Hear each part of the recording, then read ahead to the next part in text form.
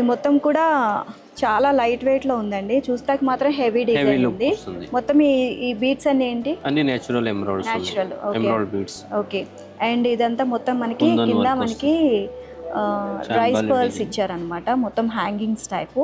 And ఇక్కడ pink stones, emeralds and white stones. ఇక్కడ కూడా మనకి బీడ్స్లో మనకి హ్యాంగింగ్స్ ఇచ్చారు.